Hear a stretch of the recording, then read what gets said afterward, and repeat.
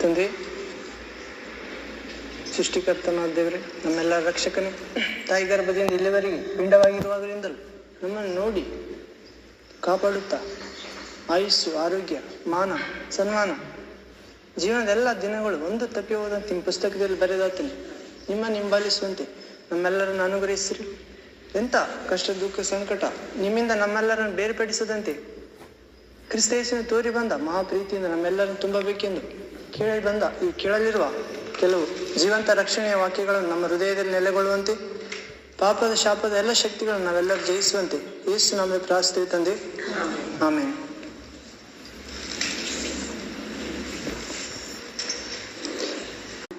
ಒಂದನೇ ಅಧ್ಯಾಯ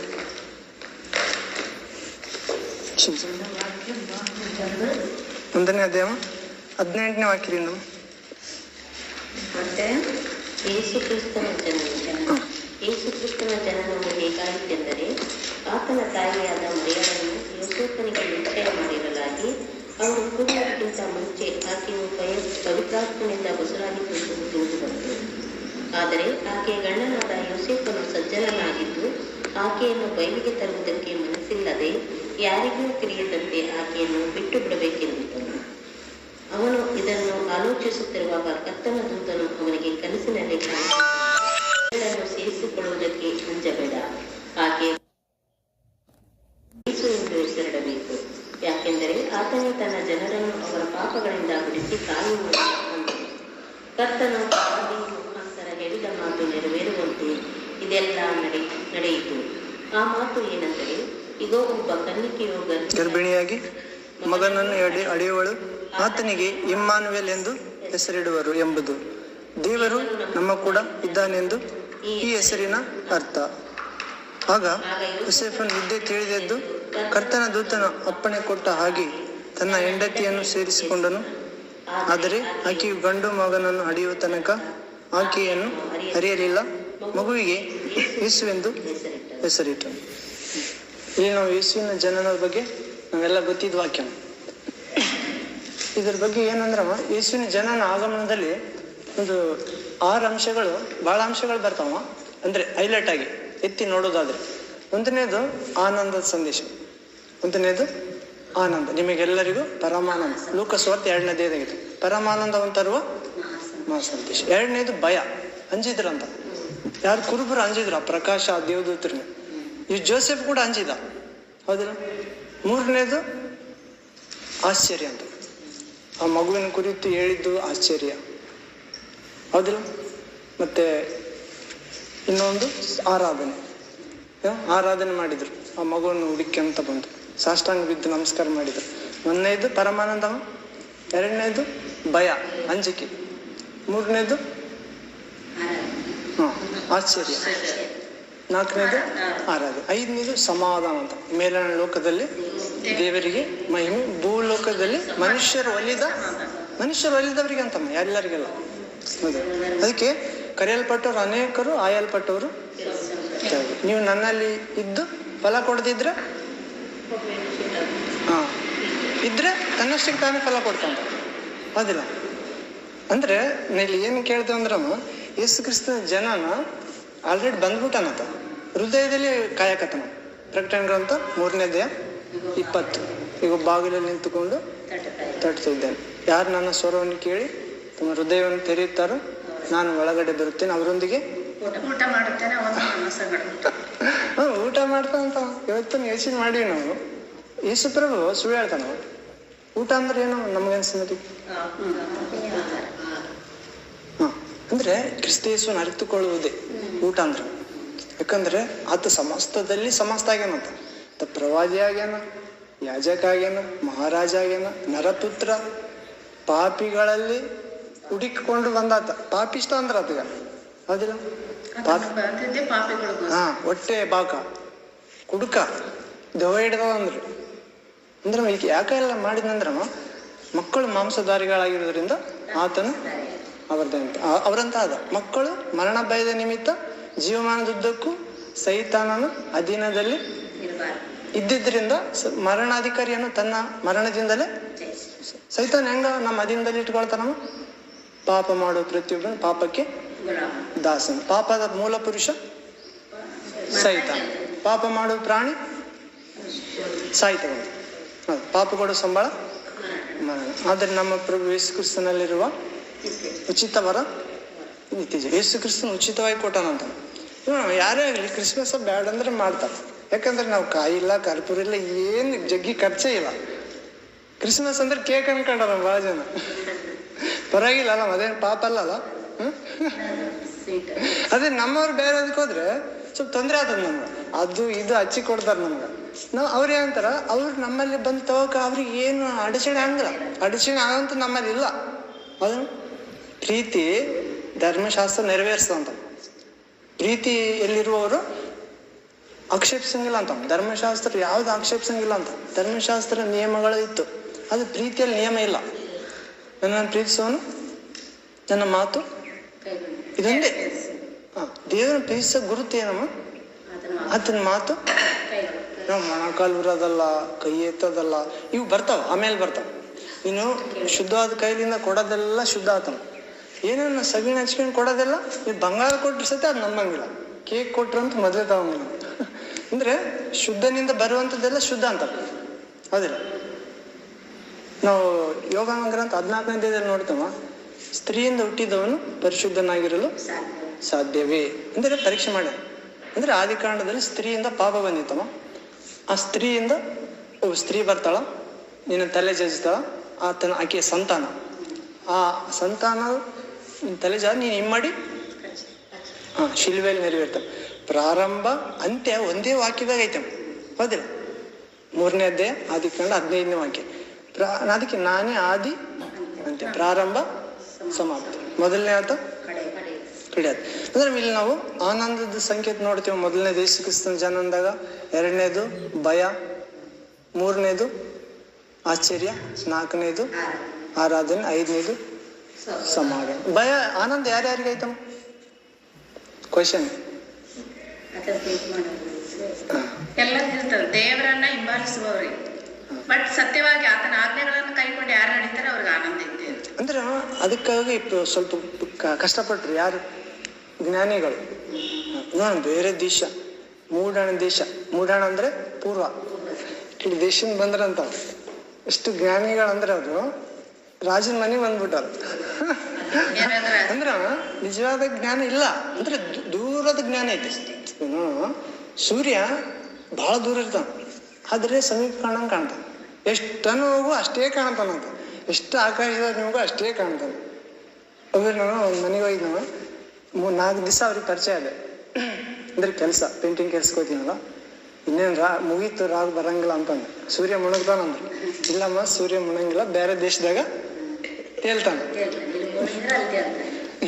ಸೂರ್ಯ ಒಬ್ಬರಿಗೆ ಸೊತ್ತಲ್ಲ, ಎಲ್ಲರೂ ಸೊತ್ತು. ಈಗ ಇದು ಒಬ್ಬತ್ತ ಬೊಂಕಿ ಅಂತ ಒಬ್ಬ ದೇವ್ರ ಸೇವಕಿದ್ನಂತವ. ದೇವ್ರ ಬಗ್ಗೆ ಹೇಳಿದ್ನಂತ ಯವನಸ್ತಿಗೆ. ಎಲ್ಲರೂ ಯವನಸ್ತ ಮೀಟಿಂಗ್ದಾಗ ಹೇಳಕಲ್ಕ ಒಬ್ಬತ್ತ ದೇವ್ರಿಲ್ಲ ಅನ್ನಂತ. ನಮಗ ಮಾಡೆಲ್ ದೇವ್ರು ಬೇಕು, ಹಳೆ ದೇವ್ರು ಬೇಡ ಅಂತ. ಈಗಿನ ಕಾಲಕ್ಕ ಮಾಡ್ರನ್ ದೇವ್ರು ಬೇಕು, ಹಳೆ ಕಾಲದ ಈಗ ಹಿಂಗ ಹಳೆ ಜೀಸಸ್ ಬೇಡ ನಾವು, ಅಥವಾ ದೇವ್ರು ಬೇಡ. ದೇವ್ರು ಬೇಕಿಲ್ಲ ಅದಕ್ಕೆ, ಜೀಸಸ್ ಅನ್ನೋದೇನು. ದೇವ್ರು ಬೇಕನ್ನೋರು ಯೇಸುವಿನ ಬಳಿಗೆ ಬರ್ತಾರ. ಬೆಳಕು ಬೆಳಗಿಸುವ ವಸ್ತುಗಳೆಲ್ಲ ಕಂಗೊಳಿಸ್ತಾವ. ನೀನು ಕಂಗೊಳಿಸಿದ್ರೆ ಬೆಳಕಿನ ಬಳಿಗೆ ಬರ್ತಿದ್ದೆ ಅಷ್ಟೇ. ನೀನ್ ಕತ್ತಲಲ್ಲಿ ಇದ್ರೆ ಕತ್ತಲೆಯನ್ನು ಪ್ರೀತಿಸಿದ್ರೆ ಬೆಳಕಿನ ಬರೀ ಬರಂಗಿಲ್ಲ. ಕ್ರಿಶ್ಚಿಯನ್ ಅವ್ರನ್ನ ತಗೊಂಡ ಎಷ್ಟು ಜನ ಬೇಗ ಆರಾಧನೆ ಬರ್ತಾರೆ. ಸಂಡೇ ಇವರೇ ಆರಾಧನೆ ಮಾಡಿಕ್ಬೇಕು, ಇವರೇ ಹಾಡಾಡ್ಕೋಬೇಕು. ಇವ್ರು ನೋಡಿ ರೆಡಿ ಆಗಿ ಬಂದಿರ್ತಾರೆ ಎಲ್ಲರೂ ನಮ್ಮ ನೋಡ್ಬೇಕಂತ. ಇವರೆಲ್ಲ ಹೋದ್ಮ್ಯಾಗ ನಾವು ಬರ್ತೀವಿ. ಅವ್ರು ಸಪ್ಪಗಾಗಿರ್ತಾರ. ಯಾಕಂದ್ರೆ ಯಾವುದೇ ಆಗಿಲ್ಲಮ್ಮ, ದೇವ್ರ ಸೊಲ್ಲೆ ಅಂತ ಮಾಡಿದಾಗ ಅವ್ರನ್ನ ಕರ್ಸ್ಬೋದು ನಾವು. ನಮ್ಮನ್ನು ತೋರಿಸ್ಬೇಕಂತ ಮಾಡಿದಾಗ ಅದು ಖಾಲಿ ಇರ್ತಾವ ಚೇರ್. ಅಂದ್ರೆ ನನ್ನ ಕಲಿಸಿ ಹೇಳ್ತೀನಿ ಹೌದಿಲ್ಲ. ಅಂದ್ರೆ ದೇವ್ರ ಪ್ರೀತಿಸೋರಮ್ಮ ಉಪವಾಸ ಪ್ರೇಯರ್ ಅಟೆಂಡ್ ಆಗ್ತಾರೆ. ಅಟೆಂಡ್ ಆಗ್ಬೇಕಂತ ಹೇಳಿ ಮನೇಲಿ ಸತಿ ಮಾಡ್ಬೋದು, ಹಂಗೇನಿಲ್ಲ. ಇಲ್ಲಿ ಬಂದ್ರೆ ಏನಂದ್ರೆ ಸಮಾಜವಾಗಿ ಕೂಡಿಕೊಳ್ಳೋದು ಬಿಡಬೇಡ್ರಿ ಅಂತ ಐತಿ. ನಾವು ಕಟ್ಟಿಗೆ ಗೊತ್ತಲ್ಲ, ಕಟ್ಟಿಗೆ ವಿಷಯ. ಮತ್ತೆ ಇನ್ನೊಂದು ಏನಂದ್ರ ದೇವ್ರ ಸೇವಕ ನಾನು ಸ್ವಲ್ಪ ನಿನ್ನ ಬೆಳಗ್ಗೆ ನಾನು ಕಲಿಬೇಕು ಕೆಲವು ಪಾಠ ಅಂದಾಗ ಬೆಳಿಗ್ಗೆ 5 ಗಂಟೆಗೆ ಬಾ ಅಂದಂತ. ಬೆಳಿಗ್ಗೆ 5 ಗಂಟೆಗೆ ಬಾ ಅಂದ್ರೆ ಕರೆಕ್ಟ್ 5 ಗಂಟೆಗೆ ಬಂದಾನ. 10ಕ್ಕಿಂತ ಬೇಗನೆ ಎದ್ದಾನ. ಇಷ್ಟೊತ್ತು ಹೊಡೆದಂತ ಇನ್ನೇನು ಹೋಗ್ಬಿಡಮ್ ಅನ್ನೋದ್ರಾಗ ಮತ್ತೊಂದು ಸರಿ ಹೊಡೆಯಮ್ ಅಂದಾಗ ತೆರೆದ್ನಂತ. ತೆರೆದ ಮೇಲೆ ಆಯಿತು, ಒಂದು ಏನು ಪ್ಲೇಟ್ ಮುಚ್ಚಿಟ್ಟಿದ್ನಂತ. ಪ್ಲೇಟ್ ಮುಚ್ಚಿಟ್ಟಿದ್ನಂತ, ಇದು ತೆರೆಯಕ್ಕೆ ಹೋಗೋಣ ಅಂತ ಹೇಳಿದ್ನಂತ ಅಷ್ಟೇ. ನಾನು ಸ್ನಾನ ಮಾಡಿ ಬರ್ತೀನಂತ. ಅದು ಸ್ವಲ್ಪ ಸ್ವಲ್ಪ ಜ್ಞಾಪಕ ಐತಮ್ಮ. ಪ್ಲೇಟ್ ಮುಚ್ಚಿಟ್ಟಿ ಅಂದರೆ ಅದ್ರ ವಿಧೇಯತೆ ನೋಡಕತ್ತಾನ. ಪ್ಲೇಟ್ ಮುಚ್ಚಿ ಇದೇನಿಲ್ಲ, ಏನು ನೋಡಕ್ ಹೋಗ್ಬೇಡ ಇದ್ರಾಗ ಅಂದಂತ ಅಷ್ಟೇ. ಸ್ನಾನ ಮಾಡಿ ಬರ್ತೀನಂತ. ಆಯ್ತು, ಇನ್ನೂ ಸ್ನಾನ ಮಾಡಿಲ್ಲ ನಾನು. ಹೋಗಿ ಬರಪಟ್ಟಿಗೆಲ್ಲ ಆಯ್ತಾ, ಲೇಟ್ ಆಯ್ತಂತ. ಏನು ನೋಡ್ಬೇಡ ಅಂತಾನ. ನಮ್ಗೆ ಅದೇ ಬೇಕಲ್ಲ, ಏನು ಮಾಡಬೇಡ ಅಂದ್ರೆ ಮರದ ಹಣ್ಣ ತಿನ್ರಿ, ಎಲ್ಲ 99 ಹಣ್ಣುಗಳು ತಿನ್ರಿ. ತೋಟದ ಮಧ್ಯದಾಗ ಮರ ಒಂದು ಸಂಡೆ ಆದ್ರೆ ಬೇಗ 9:30 ಬರ್ರಿ ಅಂದ್ರೆ ಇಲ್ಲ, ಉತ್ತರಿಲ್ಲ. ಉತ್ತರಿ ಐತೆ, ಏನಾಯ್ತು ಗೊತ್ತಮ್ಮ, ನಾವು ರೆಡಿ ಏನು ಆತೀವಿ, ಬರೋಕ್ಕಾಗಲ್ಲ. ಹೌದಿಲ್ಲ? ಉಪವಾಸದಲ್ಲಿ ಕೂಡ ಅಷ್ಟೇ 11:30 ಚಾಲ ನಾವು ರೆಡಿ ಆಗಿರ್ತಾವ. 11 ಗಂಟೆ 15 ನಿಮಿಷಕ್ಕೆ ಏನೋ ಒಂದು ದಾರ್ಯಾಗ ಎಫೆಕ್ಟ್ ಆಗ್ತದ, ಅಥವಾ ಏನೋ ಒಂದು ತಾತ್ಸಾರ ಮರ್ತೋಗ್ಬಿಡ್ತೀವಿ ನಾವು. ತೀರ್ಮಾನ ಮಾಡ್ತೀವಿ. ಅದೇ ಬಸ್ಸಿಗೆ ರೈಲಿಗೆ ಓಡೋತಾವ, ಇವ್ರೆಲ್ಲ ಓಡೋಂಗಿಲ್ಲ. ಅಂದ್ರೆ ತಾತ್ಸಾರಕ್ಕೆ ಒಳಗಾಗಿದೆ ದೇವ್ರೊಬ್ಬರೇ. ದೇವ್ರ ವಾಕ್ಯ, ದೇವ್ರ ಆತ್ಮ. ದೇವ್ರ ಆತ್ಮ ಅಂದ್ರೆ ಏನ್ ಗೊತ್ತವ, ಯೇಸುವಿನಂಗೆ ಪ್ರೀತಿಸ್ಬೇಕು. ಶರೀರದಲ್ಲಿ ಮಗ್ನ ಆಗಿರೋದು ಪರಿಣಾಮ ಮರಣ, ಆತ್ಮದಲ್ಲಿ ಮಗ್ನ ಆಗಿರೋದು ಪರಿಣಾಮ ಶಾಂತಿ, ಸಮಾಧಾನ, ನಿತ್ಯ ಜೀವ. ಹೌದು. ವಾಕ್ಯ ಎಲ್ಲ ನೋಡಿದ್ರೆ ಅವಾಗ ಬರ್ತಾರ. ಎಷ್ಟು ಕಷ್ಟಪಟ್ಟು ಫ್ಯಾಮಿಲಿ ಬರ್ತಾರ. ಜಸ್ಟ್ ಒಂದು ಹಾಡಿಗೆ ಬಂದಿದ್ರೆ ಕನೆಕ್ಟ್ ಆಗ್ತಾವ ವರ್ಡ್ಗೆ, ದೇವ್ರ ವಾಕ್ಯ ಕನೆಕ್ಟ್ ಆಗ್ತದೆ. ಆರಾಧನೆ ಹೋಗೋಣ ಏನಾಗ್ಬಿಡ್ತಾನೆ, ಡೈರೆಕ್ಟ್ ವಾಕ್ಯಕ್ಕೆ ಜಲ್ದಿ ಕನೆಕ್ಟ್ ಆಗಂಗಿಲ್ಲ. ಯಾಕಂದ್ರೆ ಅವರು ಯೇಸುವಿನ ಆರಾಧಿಸಕ್ಕೆ ದೂರದ ದೇಶದಿಂದ ಏನ್ ಬರ್ಬೇಕು, ಮತ್ತೆ ಅವ್ರು ದೂರದ ದೇಶ, ನಮ್ದು ಇದೇ ದೇಶ. ಅಂದ್ರೆ ನಾನು ನಂದು ಹೇಳಕತ್ತೀನಿ ಅಷ್ಟೇ. ಅತ ನಮ್ಮ ಮನುಷ್ಯ ಕಂಟಿನ್ಯೂ ಬಂದ್ರು ಅದು ಒಂಥರ ಕಾರಣನೇ ಇಲ್ಲ. ನಾವು ಏನಿದ್ರ ಇದು ನೋಡಿ ಅಂತ ನಾವು ಕಷ್ಟ ಸಂಕಟ ತಪ್ಪಿದ್ದಲ್ಲ, ಧೈರ್ಯವಾಗಿರ್ಬೇಕಂತ. ಮತ್ತೆ ಜನರು ತಪ್ಪುಗಳು ಮಾಡ್ತಾರಂತ, ನೀವು ಕ್ಷಮಿಸ ಅಂತ ಹೇಳಿ. ಅಂದ್ರೆ ಮೊದಲೇ ಹೇಳ್ಬಿಟ್ಟಾನ, ಜನರ ತಪ್ಪುಗಳು ನೀವು ಕ್ಷಮಿಸಿದ್ರೆ ಪರಲೋಕದಲ್ಲಿ ತಂದೆ. ಅಂದ್ರೆ ಯಾಕೆ ಹೇಳ ಅಂದ್ರೆ ಮೊದಲೇ ತಿಳ್ಕ್ರಿ, ಜನ ತಪ್ಪು ಮಾಡ್ತಾರ. ಕ್ರಿಶ್ಚಿಯನ್ ಆಗಿರ್ಬೋದು, ಹಿಂದೂ ಆಗಿರ್ಬೋದು, ಮುಸ್ಲಿಂ ಆಗಿರ್ಬೋದು. ಹೌದಾ? ದೇವರ ಆತ್ಮ ಯಾರಿಗಿಲ್ಲ, ಅಥವಾ ಯೇಸು ವಾಕ್ಯ ಯಾರಿಗ್ ಗೊತ್ತಿಲ್ಲ, ಮತ್ತೆ ಸ್ವಾರ್ಥ ಯಾರೆಲ್ಲ ಐತೆ, ಕೋಪ ತಾಪ ಯಾರಲ್ಲಿ ವಾಸ ಮಾಡ್ತಾವ, ಅವ್ರ ಮಾತು ಕೇಳಂಗಿಲ್ಲ. ಯಾಕಂದ್ರೆ ಬಲಹೀನತೆ ಅದು. ಹೌದಿಲ್ಲ? ಅದಕ್ಕೆ ಪುರುಷ ಯಾರು, ಸೈತಾನ ಏನು ಅಷ್ಟೇ. ಅಂದ್ರೆ ನಮ್ಮಲ್ಲಿ ಪರೀಕ್ಷೆ ಮಾಡ್ಕೊಂಡು ಇದು ಕನ್ನಡ, ದೇವ್ರ ವಾಕ್ಯ ಯಾವತ್ತಿಗೆ ಕನ್ನಡಿ. ಇದು ಹೃದಯ ಕನ್ನಡಿ ಅಂತ. ಎಲ್ಲ ಕನ್ನಡಿನ ಮುಖ ತೋರಿಸಿದ್ರೆ ಇದು ನಮ್ಮ ಹೃದಯನ ತೋರಿಸ್ತದೆ. ನಮಗೆ ಯಾಕೆ ಬಂದಿವಿ ದೇವರ ವಾಕ್ಯ ಬೆಳಗ್ಗೆ ಅಂದ್ರೆ, ನಾನು ಆಡಿದ ಮಾತುಗಳಿಂದಲೇ ನೀವು ಸವರಿದ ಕೌಲುಗಳಂತೆ ಶುದ್ಧರಾಗಿದ್ದೀರಿ. ಶುದ್ಧ ಆಗಿ ಬರ್ತಾವ ಅಷ್ಟೇ, ಏನಿಲ್ಲ. ಏನಂದ್ರೆ ಇಲ್ಲಿ ಹೃದಯದಾಗ ಸುಮಾರು 14 ಥರದ ಗುಣಗಳವಂತ. ಅವ್ರನ್ನ ಒಂದೊಂದು ತೆಗಿಬೇಕಂದ್ರೆ ಟೈಮ್ ತಗೊಂತದೆ. ಒಂದೇ ಸುಮ್ಮನೆ ವಾಕ್ಯದಾಗ ಎಲ್ಲ ವಿವರಣೆ ಬರಂಗಿಲ್ಲ, ಸ್ವಲ್ಪ ಇರ್ತದೆ. ಡೈರೆಕ್ಟ್ ಇದ್ದಂಗೆ ಅಂದ್ರೆ ಯಾರು ಹೇಳೋದು ಬೇಕಿಲ್ಲ, ನಾವೇ ಓದಿರ್ಬೋದು. ಸ್ವಲ್ಪ ಎಕ್ಸ್ಪ್ಲೇನ್ ಯಾಕೆ ಮಾಡ್ತೀವಿ ಅಂದ್ರೆ ಅನುಭವ, ಒಂದು ವಾಕ್ಯ ಅನುಭವ ಕಳಿಸ್ತದೆ. ನಾವು ಯೇಸು ಪ್ರಭು ನೋಡುವ ಐಶ್ವರ್ಯವಂತ ಮತ್ತೆ ಬಿಕಾರಿ ಲಾಜರ್, ಅಲ್ಲಿ ವಾಕ್ಯ ಏನ್ ಹೇಳ, ಪಾತಾಳದಾಗ ಸತ ನೀರಡಿಕೆ ಆತ ಅಂತ ಹೇಳ. ಅಂದ್ರೆ ನಮ್ಗೆ ಗೊತ್ತೇನೋ ಇವಾಗ, ಬೇರೆಯವ್ರಿಗೆ ಗೊತ್ತಾ? ಭೌತಿಕ ಲೋಕದಾಗ ಅಷ್ಟೇ ನೀರಡಿಕೆ ಆದ, ಆತ್ಮಿಕ ಲೋಕದಾಗ ನೀರಡಿಕೆ ಇಲ್ಲ ಅನ್ಕೊಂಡಾರ, ಇದ್ದದ. ಹೌದೇ? ಅಂದ್ರೆ ಕೆಲವು ಎಲ್ಲ ಎಕ್ಸ್ಪ್ಲೇನ್ ಮಾಡಂಗಿಲ್ಲ, ಕೆಲವೊಂದು ಅಷ್ಟೇ ಇಲ್ಲ. ನೆಕ್ಸ್ಟ್ ಈ ಲೂಕಾಸ್ ಸುವಾರ್ತೆ 2ನೇ ಅಧ್ಯಾಯ.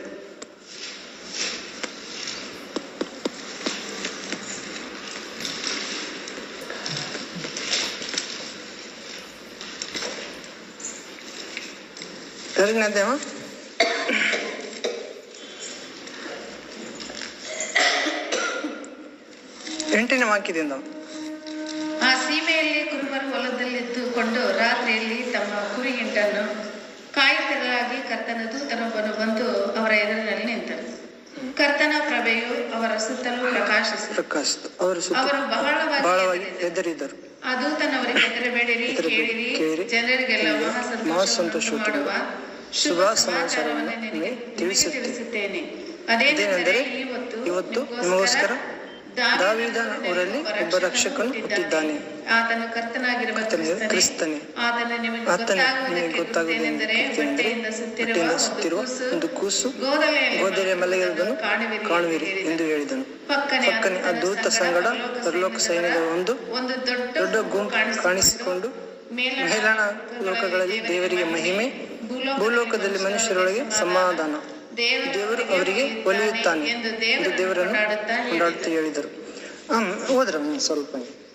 ದೇವದೂತರು ಅವರ ಬಳಿಯಿಂದ ಪರಲೋಕಕ್ಕೆ ಹೊರಟು ಹೋದ ಮೇಲೆ ಆ ಗೂರ್ವರು, ನಾವು ಈಗಲೇ ಬೆತ್ಲೆಹೇಮಿಗೆ ಹೋಗಿ ಕರ್ತನು ನಮಗೆ ತಿಳಿಯಪಡಿಸಿದ ಈ ಸಂಗತಿಯನ್ನು ನೋಡೋಣ, ನಡೆಯಿರಿ ಎಂದು ತಮ್ಮ ತಮ್ಮೊಳಗೆ ಮಾತಾಡಿಕೊಂಡು ತಟ್ಟನೆ ಹೋಗಿ ಮರಿಯಳನ್ನು ಯೋಸೇಫನನ್ನು ಗೋದಲಿಯಲ್ಲಿ ಮಲಗಿರುವ ಆ ಕೂಸನ್ನು ಕಂಡುಕೊಂಡರು. ಅದನ್ನು ನೋಡಿದಾಗ ಅವರು ಮಗುವಿನ ವಿಷಯದಲ್ಲಿ ತಮಗೆ ಹೇಳಿದ ಮಾತನ್ನು ತಿಳಿಯಪಡಿಸಿದರು. ಕೇಳಿದವರೆಲ್ಲರೂ ತಮಗೆ ಕುರುಬರು ಹೇಳಿದ ಮಾತುಗಳು ಆಶ್ಚರ್ಯಪಟ್ಟರು. ಆದರೆ ಮರಿಯಳು ಆ ಮಾತುಗಳನ್ನೆಲ್ಲ ತನ್ನ ಮನಸ್ಸಿನಲ್ಲಿ ಯೋಚಿಸುತ್ತಿದ್ದಳು. ಕುರುಬರು ತಮಗೆ ದೂತರಿಂದ ಹೇಳಲ್ಪಟ್ಟಂತೆಯೇ ಎಲ್ಲಾ ಸಂಗತಿಗಳನ್ನು ಕೇಳಿ ನೋಡಿ ಅವುಗಳಿಗೋಸ್ಕರ ದೇವರನ್ನು ಕೊಂಡಾಡುತ್ತಾ ಸ್ತುತಿಸುತ್ತಾ ಹಿಂತಿರುಗಿ ಹೋದರು.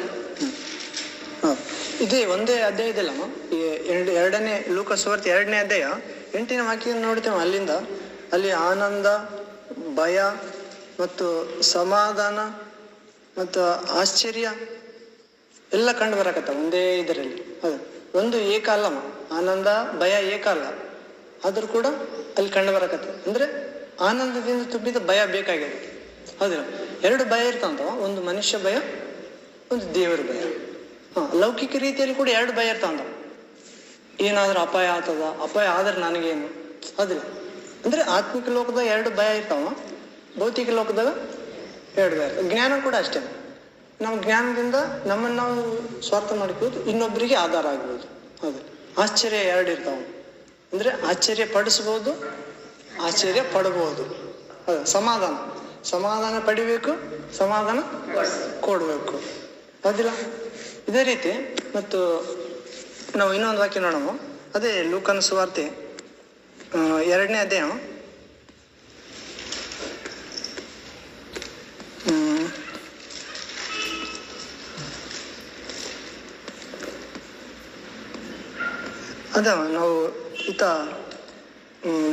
2ನೇ ಅಧ್ಯಾಯ 34ನೇ ವಚನ. Luke gospel 2nd chapter 34th word.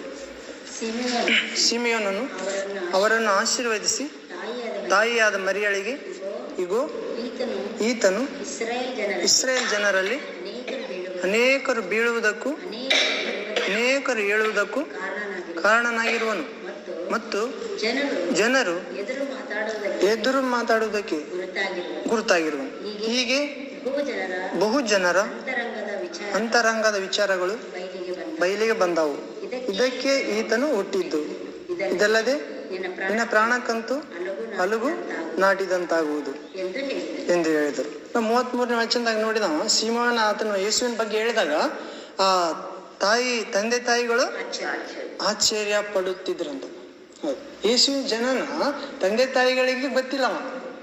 ಹೌದಿಲ್ಲ, ನೋಡ, ಅವ್ರ ಸಹೋದರರು ಇದ್ರಮ್ಮ, ಅವ್ರ ತಾಯಿ ಯೇಸುವಿಗೆ ದೆವ್ವ ಹಿಡಿದಂದ್ರೆ ಕೂಡ ಒಂದು ಮಾತಾಡಿಲ್ಲ. ಆತ ಲೋಕರಕ್ಷಕ, ಆತ ದೇವರ ಕುಮಾರ, ಏನಿಲ್ಲ. ಯಾಕಂದ್ರೆ ಸಮಾಜ ಹೆಂಗಿತ್ತಂದ್ರಮ್ಮ, ಆ ಪರಿಸರ ಶಾಸ್ತ್ರಿಗಳ ವಿರುದ್ಧ ಮಾತಾಡಿದ್ರೆ ಅವ್ರು ಬಹಿಷ್ಕಾರ ಆಗ್ತಿದ್ರು. ಅದಕ್ಕೆ ಸುಮ್ಕೆ ಹಿಂಗಿರ್ತಿದ್ರು. ಒಳ್ಳೇದಿದ್ರ ಸತೆ ಹಿಂಗಿರ್ತಿದ್ರು, ಕೆಟ್ಟದಿದ್ರ ಸತೆ ಹಿಂಗಿರ್ತಿದ್ರು. ಅದ್ರ ಆದ್ರೆ ಏಸು ಹಂಗಲ್ಲ. ಏಸು ಏನ್ ಮಾಡಿದಂತಮ್ಮ, ಆತ ಬಹು ಜನರ ಅಂತರಂಗದ ವಿಚಾರಗಳನ್ನು ಬಯಲಿಗೆ ತರಕ ಹುಟ್ಟ್ಯಾನಂತ. ಯಾಕೆ ಹುಟ್ಟ್ಯಾನವ?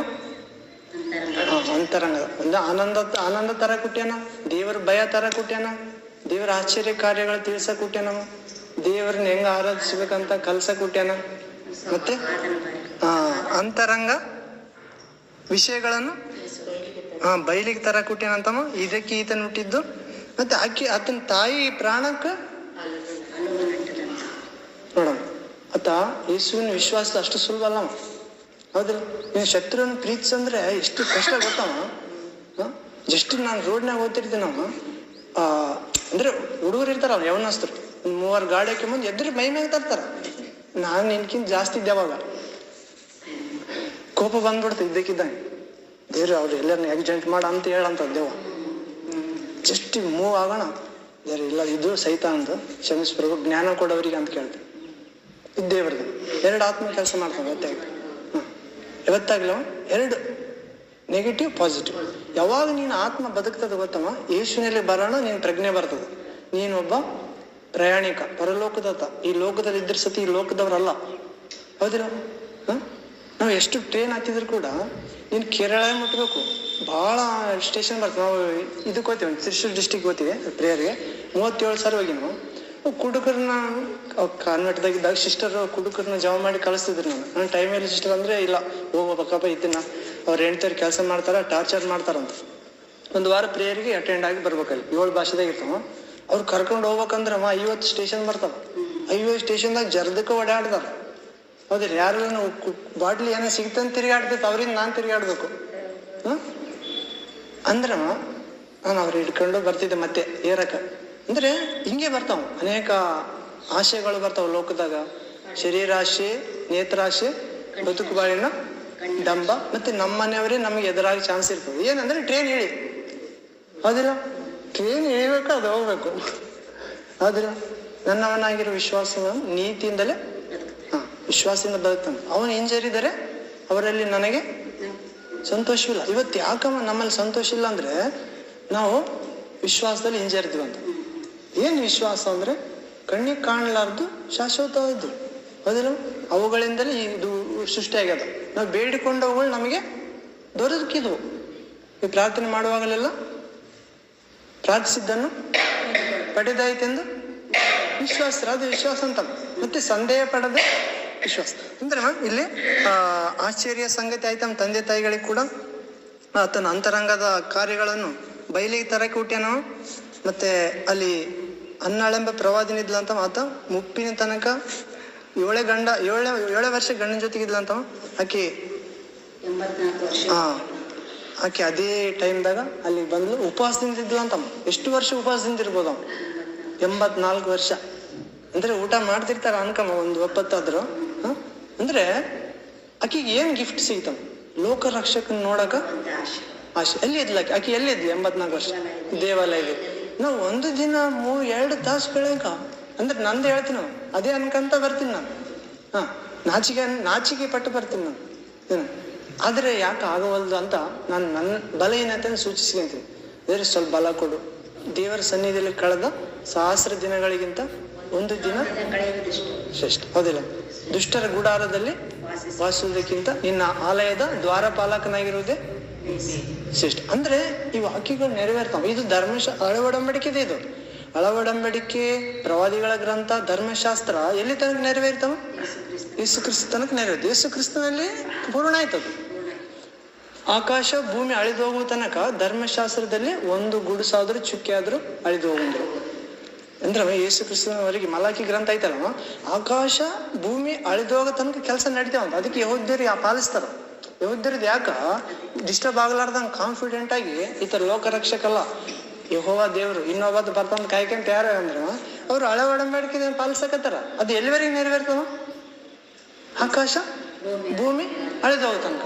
ಆದ್ರೆ ಯೇಸುಪ್ರಭು ಏನ್ ಹೇಳ, ಮತ್ತಾಯ ಸುವಾರ್ತೆ 14:33 ವಾಕ್ಯದಲ್ಲಿ ಆಕಾಶ ಭೂಮಿ ಅಳಿದು ಹೋಗುವುದು ಸುಲಭ, ಆದರೆ ನನ್ನ ಮಾತುಗಳು ಅಳಿದು ಹೋಗುವುದೇ. ಅಂದ್ರೆ ಈ ಧರ್ಮಶಾಸ್ತ್ರಕ್ಕಿಂತ ದೊಡ್ಡದು ಯಾರು? ಯೇಸು ಕ್ರಿಸ್ತ ವಾಕ್ಯ. ಅಂದ್ರೆ ಇದು ಈ ರೀತಿ. ಇನ್ನೊಂದು ವಾಕ್ಯ ನೋಡ್ಕೊಂಡ್ರು, ಯೇಸುವೆ ಸ್ತೋತ್ರ, ಯೇಸು ಒಂದನ್ನು ಯೇಸು ಮಗಳಾದ ಹನ್ನಳೆ ಏನಿದ್ಲಲ್ಲ, ಹೌದು, ಅವ್ರು ಯಾವಾಗ್ಲೂ ದೇವಾಲಯದಲ್ಲೇ ಇದ್ಲು, ಮಸ್ತ್ ಪ್ರಾರ್ಥನೆ. ಆಗಿನ ಕಾಲದಲ್ಲಿ ಹಂಗಿತ್ತು. ಈಗಿನ ಕಾಲದಲ್ಲಿ ನಾವೇನ್ ಮಾಡ್ಬೇಕು? ನೀವ್ ನೋಡೋಣ, ಇಲ್ಲೇ ಇದ್ದು ಪ್ರಾರ್ಥನೆ ಮಾಡಿ ಎಲ್ಲ ಮಾತಂತಿ ಅಮ್ಮನೂ ಬರ್ತದ, ಸಮರ್ಪಿಸಿಕೊಂಡಾರ. ಕರೆಕ್ಟ್. ಆಗಿನ ಕಾಲದಲ್ಲಿ ಇತ್ತು. ಈಗಿನ ಕಾಲದಲ್ಲಿ ನಮ್ಗೆ ಇದ್ದಾರಲ್ಲ ಪಾಸ್ಟರ್. ಆಗಿನ ಕಾಲ ಈಗ ಹಳ್ಳಿಗಳಿಗೆ ಹೋಗಿ ಬಹಳ ಸೇವೆ ಮಾಡ್ಬೋದು ನಾವು. ಇಲ್ಲ ಇವಾಗ ನೋಡುವ, ಇವಾಗ ನೋಡ್ರಿ ಒಬ್ರು ಇಂದ ಪ್ರಾರ್ಥನೆ ಮಾಡೋರು ಬೇಕಾತಮ್ಮ ಯಾರ್ಯಾಗ. ಇವ್ ನೋಡು, ಇಲ್ಲಿ ಒಂದು ಸಭೆ ಇದ ಅನ್ಕ್ರೆ ಅದು ಬರೀ ಇಲ್ಲಿ ಹೇಳಿದ್ರೆ ಅಷ್ಟೇ ಅದು ಅದರಿಂದ ದೊಡ್ಡ ಫಲ ಬರಂಗಿಲ್ಲ. ಇಲ್ಲಿಂದ ಪ್ರೊಡ್ಯೂಸ್ ಆಗ್ಬೇಕು. ಏನು ಒಂದು ಗಾಸ್ಪೆಲ್ ಏನ್ ತಿಳ್ಕೋದೇನು ಯಾವತ್ತಿಗೆ ಯಾರಿಗೂ ನಾನು ಅಡ್ಡಿಪಡಿಸಲ್ಲ. ಅದನ್ನ ಇಲ್ಲ ಹೇಳ್ಬೇಕು, ಮಾತಾಡಿದ್ರೆ ಅರ್ಥ. ಪ್ರಾರ್ಥನೆ ಮಾಡಿದಾಗ ಏನಾಗ್ತದ, ಅದು ಕರೆಕ್ಟ್ ಆಗಿರ್ಬೇಕು. ನಾವೇ ಬಂದು ಇಲ್ಲಿ ಕೂತು ನಮ್ದೇ ಆದ ಧ್ಯಾನದಲ್ಲಿ ಇದ್ದು ನಾವಿಲ್ಲಿ ಮಾಡಿ ಹೋಗ್ತೀವಂದ್ರೆ ಇಲ್ಲ. ನಾವ್ ಯಾಜಕರಿಗೋಸ್ಕರ ಕೂಡ ಪ್ರಾರ್ಥನೆ ಮಾಡ್ಬೇಕಲ್ಲ, ಏನೇನ್ ಜరుగుತ್ತದಿಲ್ಲ ಅಂತೇಳಿ ಅವ್ರಿಗೋಸ್ಕರ ನೀವ್ ಹೇಳಿದ್ರಲ್ಲ.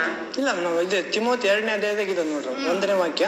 ನೀವು ಸಭೆಯಾಗಿ ಸೇರುವಾಗಲೆಲ್ಲ ಎಲ್ಲಾ ಜನರಿಗೋಸ್ಕರ ಪ್ರಾರ್ಥನೆ ಮಾಡಿ, ಕಾಮನ್ ಆಗಿ ಮಾಡೇ ಮಾಡ್ತೀವಿ. ಎಲ್ಲಾ ಜನರು ಅಂದ್ರೆ ಎಲ್ಲರೂ ಬರ್ತಾರ. ಅದು ವಿಶೇಷವಾಗಿ ಅಧಿಕಾರಿಗಳಿಗೋಸ್ಕರ, ಅದು ಸುವಾರ್ತೆ ಸಾರುವವರಿಗೋಸ್ಕರ, ಮತ್ತೆ ಮೂಢತನದಿಂದ ಮಾತಾಡುವ ಬುದ್ಧಿಹೀನರ ಬಾಯಿ ಮುಚ್ಚಂಗ ಆ ಸುವಾರ್ತೆ ಪ್ರಕಟ ಆಗ್ಬೇಕಂತ. ಇಲ್ಲಿಂದ ನಡೆಯಕತ್ತಮ್ಮ. ಅಲ್ಲಿ ಹೋಗೋರು ಹೋಗ್ಬೇಕಂದ್ರೆ ಇಲ್ಲಿ ಬುನಾದಿ ಬೀಳ್ಬೇಕವ. ಹೌದೇ? ಅಂದ್ರೆ ನಾವು ಬರೀ ಇದೇ ಸಭೆಯವರಿಗೋಸ್ಕರ ಅಲ್ಲ ಮಾಡೋದು, ಎಲ್ಲೆಲ್ಲಿ ಮಾಡಕತ್ತಾರ. ಅವ್ರು ಊಟ ಮಾಡ್ಬೇಕಾಗ್ತದ, ಯಾಕಂದ್ರೆ ಅಲ್ಲಿ ತಿರುಗಾಡ್ಬೇಕು. ಇಲ್ಲಿ ಉಪವಾಸ ಇದ್ದಿದ್ದವ್ರದ್ದು ಮಾಡ್ಬೇಕಾಗ್ತದೆ. ಒಂದು ಕಟ್ಟಡ ಇರ್ತದ, ಮೇಲಿಂದ ಎಷ್ಟು ಅಂತಸ್ತು ಇರ್ತದ. ಅದು ಅಂತಸ್ತಾಗ ಯಾವ ಸೌಂದರ್ಯವಾಗಿ ಕಾಣ್ತದ ಅಂದ್ರೆ ನಾವೇನ್ ಹೇಳ್ತೀವಿ, ಬೆಲೆ ಬಾಳೋದು ಯಾವ್ದು ಅಂದ್ರೆ ಅವ್ರಿಗೆ ಡಿಸೈನ್ ಅಂತಾರೆ. ಹೌದಿಲ್ಲ? ಆಮೇಲೆ ಕಿಟಕಿ ಶೇಪ್, ಬಾಗಿಲುಗಳ ಕಲರ್. ಆದ್ರೆ ದೇವ್ರೆ ಅಂತಾನೆ ಬುನಾದಿ ಮೇನ್ ಅಂತ. ಇದು ಬುನಾದಿ ಐತಾಗಲಿ ಸಭೆಯಲ್ಲಿಂದ ಅಧಿಕಾರ ಐತಮ್ಮ. ಸಭೆ ಪಾತಾಳದ ಶಕ್ತಿ ಅದನ್ನು ಎಂದಿಗೂ ಜಯಿಸುವುದಿಲ್ಲ. ಏನು ಬಿಚ್ಚುತ್ತಿದ್ದಿ ಸ್ವರ್ಗದಲ್ಲಿ ಬಿಚ್ಚಲಾಗುವುದು, ಏನು ಬಂಧಿಸ್ತಿದ್ದಿ ಬಂಧಿಸಲಾಗುವುದು. ಹೌದಿಲ್ಲ? ಅಂದ್ರೆ ನಾವು ಬುನಾದಿ ಬೇಕು. ಬುನಾದಿ ಎಲ್ಲಿ ಗೊತ್ತೋ, ಒಂದು ಚರ್ಚಿನಲ್ಲೇ ಚಾಲಾಗ್ತದೆ. ಅದು ಚರ್ಚ್ ಕೆಟ್ಟದ್ದು ಒಳ್ಳೇದು ಯಾವ್ದಮ್ಮ, ಸೈತಾನ ಯಾವತ್ತೊಂದು ಚರ್ಚ್ ಕಟ್ಬೇಕು ಅನ್ಕಂತಾನಮ್ಮ. ನೀವು ಯೋಚನೆ ಮಾಡಿ. ನನಗೆ ಒಂದ್ ದಿವಸ ದರ್ಶನ ತೋರಿಸಿದೆ ದೇವ್ರು, 8 ವರ್ಷದ ಕೆಳಗ. ಇಲ್ಲೇ ಅಲ್ಲಿ ಲಾಸ್ಟ್ ಕುಂತ್ಕೊಂತಿದ್ದೆ ಬಂದು. ಈ ಚರ್ಚಿನಾಗ ಒಬ್ಬರು ರೆಡಿ ಆಗಿಲ್ಲ ಅಂತ ತೋರ್ಸಕೈತಾನೆ ದೇವ್ರು. ನಾನು ಒಬ್ಬತ್ತೀನಿ, ನಾನು ಒಬ್ಬತ್ತು ಓದ್ತೀನಿ ಅಂದಂಗ. ಯಾರು ರೆಡಿ ಆಗಿಲ್ಲ ನಾನು 10 ಗಂಟೆ ಕುಂದಿರ್ತೀನಿ ರಾತ್ರಿ ಅಲ್ಲಿ. ಲಾಸ್ಟ್ ಪವಿತ್ರ ಆತ್ಮ ಅಳ್ತಿದ್ದೆ ನನ್ನೊಳಗೆ. ಪಕ್ಕದವ್ರು ಏನ್ ಅಳಕತ್ತಾನಿತ್ತು, ಏನ್ ಕಷ್ಟ ಆದ ಅಂತ 1,000 ರೂಪಾಯಿ ಕೊಟ್ಟಾರ ನಮ್ಗೆ. ಹೌದಿಲ್ಲ? ನಾನು ಚಪ್ಪಲಿ ಹೊರಗೆ ಬಿಟ್ಟು ಬರ್ತಿದ್ದೆ, ಈತಿಗೆ ಚಪ್ಪಲಿ ಇಲ್ಲ ಅನ್ಕೊಂತಿದ್ರು. ಅಂದ್ರ ದೇವರ ಆತ್ಮ ದುಃಖದಾಗ ಇದ್ದಾನ. ಏನು ಹಸಿ ಮರಕ್ಕೆ ಹೀಗಾದ್ರೆ ಒಣ ಮರಕ್ಕೆ ಏನಂತ ಹೇಳ. ಹಸಿ ಮರ ಅಂದ್ರೆ ಏನ, ಪವಿತ್ರ ಆತ್ಮದಿಂದ ಹುಟ್ಟಿನ ನಾನು. ಪಾಪದಿಂದ ಹುಟ್ಟಾರ, ಇವ್ರದ್ದೇನು ಜಗ್ಗಿ ಕಾಪಾಡಿರ್ಬೇಕಂತ. ರಕ್ಷಣೆ ಅನ್ನೋದು ಕಾಪಾಡಿಬೇಕು, ಅದು ಅಮೂಲ್ಯವಾದದ್ದು. ಹೌದಿಲ್ಲ? ಅವ್ ಮಹಿಮೆ, ಈ ಮಣ್ಣಿನ ಘಟ್ಟದೊಳಗೆ ಮಹಿಮೆ ಇದ್ದಂಗ ವಿಶ್ವಾಸ. ಹೌದು, ವಿಶ್ವಾಸ ಅಂದ್ರೆ ಮಹಿಮೆ. ಯೇಸು ಕ್ರಿಸ್ತನೇ. ಹೌದಿಲ್ಲ? ನನ್ನಲ್ಲಿ ವಿಶ್ವಾಸವುಳ್ಳವನು ಭಕ್ತರು ಬದುಕುತ್ತಾ ನಂಬ ಪ್ರತಿಯೊಬ್ಬನು ಎಂದಿಗೂ ಸಾಯುವುದಿಲ್ಲ. ಅಲ್ಲಿ ನೋಡಮ್ಮ, ಮತ್ತಾಯ ಸುವಾರ್ತೆ 1ನೇ ಅಧ್ಯಾಯ 21ನೇ ವಾಕ್ಯದಲ್ಲಿ, ಆಕೆ ಒಬ್ಬ ಮಗನನ್ನು ಹಡೆಯುವಳು, ನೀನು ಆತನಿಗೆ ಯೇಸು ಎಂದು ಹೆಸರಿಡಬೇಕು. ಯೇಸು ಅಂದ್ರೆ ನಾವು ಅಪೊಸ್ತಲ ಕಾರ್ಯ 4ನೇ ಅಧ್ಯಾಯ 12ನೇ ವಾಕ್ಯದಲ್ಲಿ ನೋಡೋಣ. ಅಪೊಸ್ತಲ ಕಾರ್ಯಗಳು 4ನೇ ಅಧ್ಯಾಯ 12ನೇ ವಾಕ್ಯ.